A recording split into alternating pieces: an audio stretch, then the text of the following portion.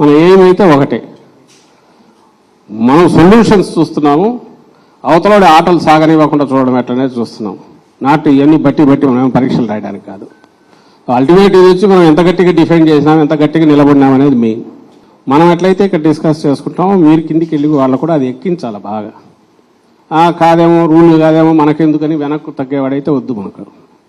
అందులో ఎందుకంటున్నానంటే అవతలవాడు ధర్మయుద్ధం చేసేవాడు కాదు మన ప్రత్యర్థి. వాడికి తెలిసిన విద్య అడ్డంగా కొట్టడం, అది గమనిస్తూనే ఉన్నాం. అది ఈసీ కావచ్చు, ఇంకోటి కావచ్చు.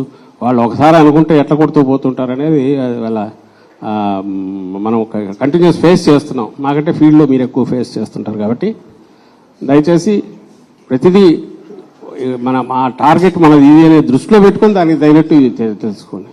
మనది ఒకటి వాడు చల్లనోటుగా ఇది చేసే పరిస్థితి రాకుండా అడ్డం పడాలి. ఏమేం చేయొచ్చో దానికి మనకు కావాలి.